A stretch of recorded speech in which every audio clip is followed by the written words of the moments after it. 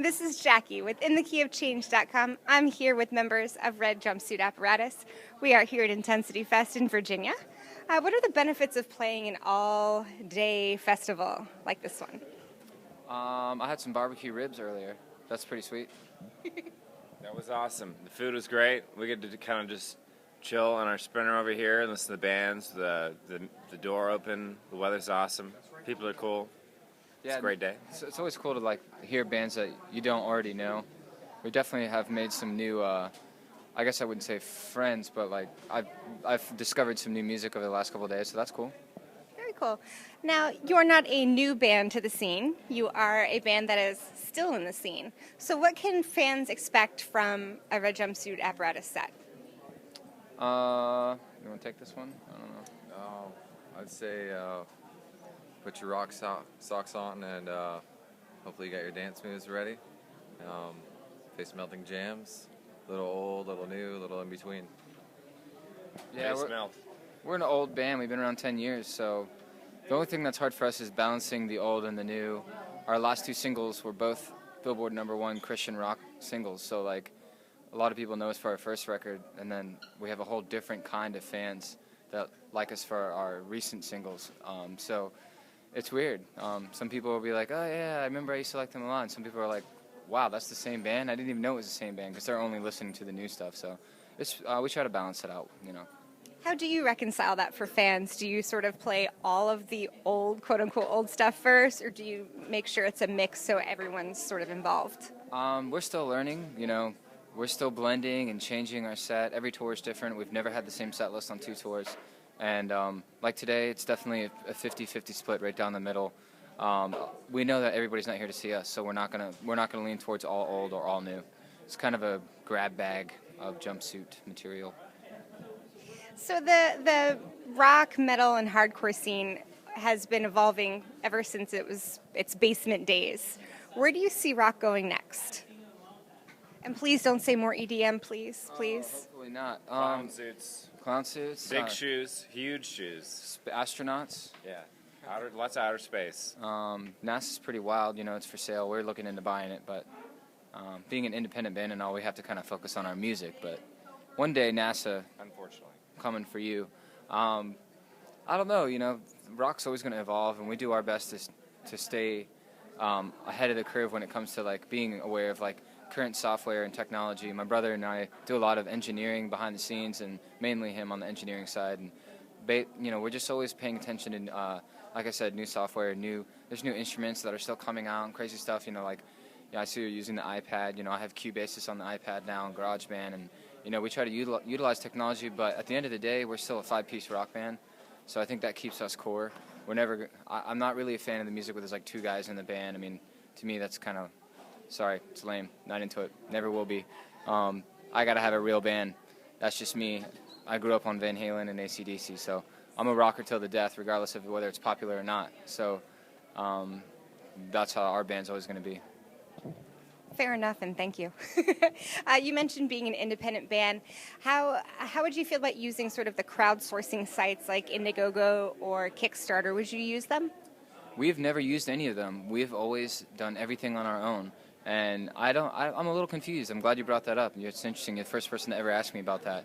I do a lot of interviews. I actually know a band, a specific guy who stole $12,000, $13,000 from his fans doing a Kickstarter.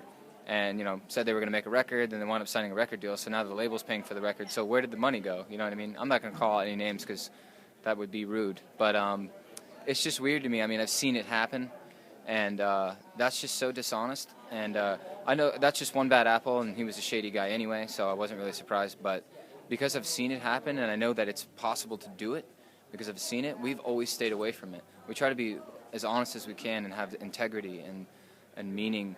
And we've never ripped off our fans ever, and or anybody. So it's dangerous. I think if the band has good intentions and they're doing what they say they're going to do, it's pretty cool to get crowd people involved. You know, that whole concept is radical. But we look at as we're going to pay for our own records without a label, which we've done, and then we're going to put it out, and hopefully people buy it. And when they buy it, then we'll get the money back. You know, and that's a pretty simple concept. So we've never asked anybody for anything. that's just not how we were raised. We work for everything that we have, and we will continue to do that. And for the bands who have done it and they're successful, congratulations. I'm glad it worked out for you. But that's just not how I was raised, bro.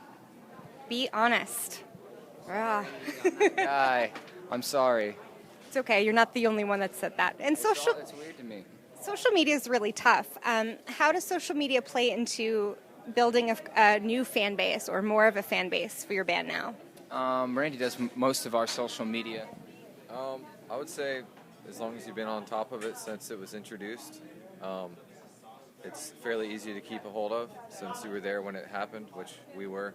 So it's been easy, but if you're just starting in a band and you're trying to do it, I could see where it'd be overwhelming. So I would just pick a couple focal points, and once you feel that you've got that rolling, then adapt a couple more, but always focus on maybe the top 3 or 4 traffic websites and like use TuneCore and stuff like that. You don't need a label these days anymore. It's kind of an obsolete model. I mean, some people believe that, but it's definitely chaining yourself to a sinking ship, so to say. So yeah, really the ball's in your court if you're wanting to do anything. And social media can be tough. When was the last time y'all made a music video? Last week. Last week. Yes. All right, very fresh. For which song? Our current single, which is number 3 on the Christian charts. Hopefully it keeps going up. Either way, we're super blessed. And it's called Remember Me. It's an anti-suicide song. It's basically a story about a guy and a girl who fall in love at a campground with their kids, and then they get married and stay together forever, and then they become camp counselors themselves because that's where they met, and then she passes away due to health issues, and he's dealing with all this emotion and strife and grief, and because that's important for me to fellow Christians. Is just because you believe in God doesn't mean your life's going to be perfect and that everything's going to be planned out for you, and that that you're going to be able to pray for $1 million and it's going to fall out of the sky. Jesus doesn't work that way. God doesn't work that way. So the song's about a little bit about despair and hopelessness, and then at the end, in the bridge, the band kind of comes in and says, don't try so hard to be happy because the best things in life are free, and we really believe that, and by that I mean salvation among other things. So it's looking really cool now. We actually just got the first clips in last night, so I hope it does really well with our fans, and either way, I know it's the right move for us, and we were talking to Write Love on Her Arms to possibly pair up with them. I don't know if they're interested in doing that or not. We'll see in the future, but either way, that's what we're doing right now. Very cool. Why in 2013, though, why make a music video? There's no channel anymore that I can tune in to watch them. Well, YouTube is still a huge presence on the internet. It's that simple. One of the biggest. And not to mention, it's a lot easier to portray a message through a video than it is just through lyrics. It's easy to take people out of context when you just see words. It's a lot harder when you see an image lined up. Plus, for us, we've been a band so long, it's important for us to continue to film videos because we have had a lot of member changes, and we've made a lot of changes in our personal lives due to those facts. So we're not the same band we were 3 years ago, and it's important for people to know that. There's definitely a time where if you were to come see our band, everybody was drunk on stage and we were terrible live. Well, if you look at that same lineup and you look at it now, there's like 1 or 2 guys left. And now we're good live, and I'm proud of that. So it's important for our fans to know that, yeah, we're the same band. I'm the same singer. It's the same songwriter. All that's the same, but live. And we're a better unit now, and we're better live now. And I don't know, that plays into a video, because I want people to know that we have made changes, because that's important. And you mentioned before to Write Love on Your Arms. What are some other charities and causes that you have either worked for in the past or would like to work and help with? We've done a lot of work with the NCADV, which is the National Coalition Against Domestic Violence, with our original single back in the day, 2006, Face Down. And, they're a really cool organization, and they actually approached us. Most of the time people approach us, and we just don't say no. If it's a legitimate organization and we know we can help them out, then we do. There's another one, we've done stuff for the Wounded Warriors. We believe a lot in the military. We actually went over to Iraq and played 7 or 8 shows for the troops on the ground. We also went to Cuba and played for the troops in Guantanamo Bay. And that's something that we hold very dear to. Our grandpa, it's my brother, by the way, was a Marine, and he always raised us, regardless of whether it's cool or not, to believe in doing the right thing, and we are doing the right thing, whether people want to believe it or not. That's all politics and semantics. So, with great power comes great responsibility, and we are the greatest nation in the world. So I'm very appreciative for all the men and women in our military, and anytime we get a chance to play for them, we do. We've played multiple bases all over the country. Also, we visited Walter Reed Memorial Hospital, which is where all the troops that are wounded in Afghanistan and Iraq go until I think they closed that down. They shifted it over to Bethesda, which isn't far from here. Gotcha. Well, we'll probably be going there next. We've been to the Pentagon as well. So we try to do as much as we can, but not only with that stuff. Also, diabetes runs in our family, so we support the JDRF, which is the Junior Diabetes Research Foundation, and just the JRF. Or wait, the DR. That one's confusing. I'm not sure. The adult version of that. Sorry.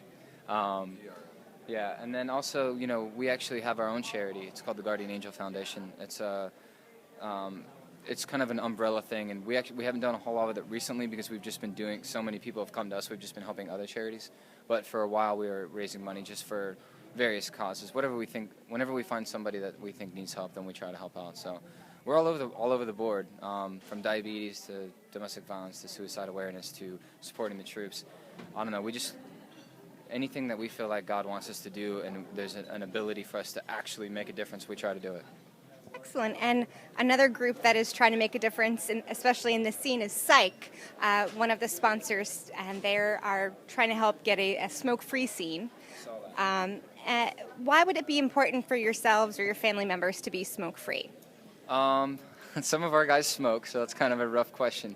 But I can talk about me and my experience with smoking, because I smoked from the age of probably, 15? We started really young, and we just had a really rough upbringing. You know, you can listen to Face Down if you're not familiar.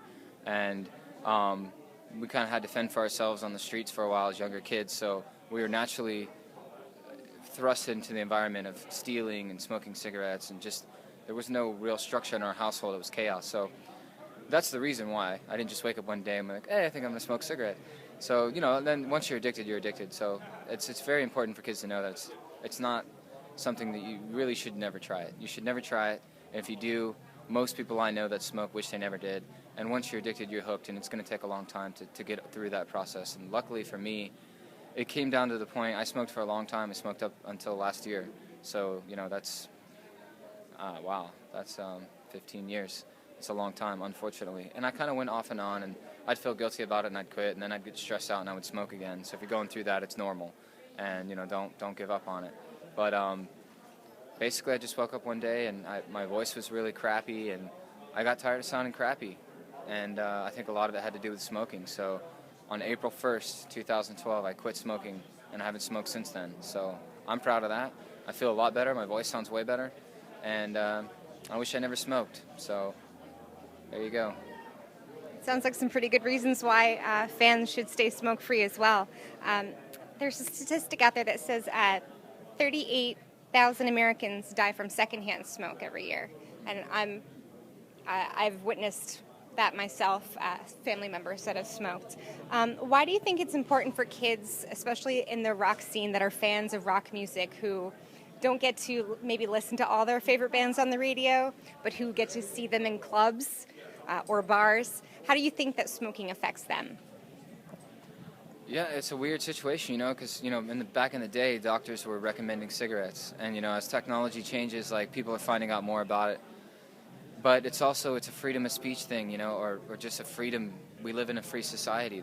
God bless America. That's why it's amazing to live here. So if somebody wants to light up a cigarette, it's their right, you know. So there's that conflict between, you know, the ability to make your own decisions and knowing that it's good or bad for you, and then somebody else taking that ability out of your hands and telling you what to do, and that becomes more of a socialistic, communistic point of view, which is not what America's all about. So you're walking a fine line on that question, and I have to be careful with my answer. So my answer would be, you know, if you're going to smoke, try to be courteous about it. You know, don't smoke right next to people because maybe they don't smoke. Don't smoke next to people who are eating because that's just disgusting, you know, and you know, just find a little cool smoker spot or something out by the tree and relax and do your thing, and, you know, just try to be courteous. Most people don't mind people who smoke when they're not doing it right next to them, or they're not blowing it in their face, you know what I mean? So this is coming from an ex-smoker, and I definitely consider myself a courteous smoker, and all of the guys in our band and crew that do smoke, they make sure to walk away from everybody else and, you know, just like anything in life, you know, don't leave your trash on somebody's front doorstep. Well, the same thing with cigarettes, you know. It's definitely going to be tough going to smaller venues and having to deal with that. There's nothing you can do about it. At the end of the day, like I said, it's freedom. Freedom's freedom, man. So, unfortunately, there's a lot of other things that maybe that you do that people wish they could take that right away from you, but they can't. So that's a good thing. Speaking of freedoms, what's up next? What is Red Jumpsuit Apparatus free to do next after this? We got a world tour that's pretty much starting in 2 weeks. Psyched about that, all of us. I mean, we're just stoked about traveling, you know. We're going to go to Bangkok, Philippines, Australia, Russia, all over the UK, and Europe, Hawaii. So things are looking really good for us. Excellent. Well, stay tuned for more from Red Jumpsuit Apparatus. This is Jackie with Inthekeyofchange.com.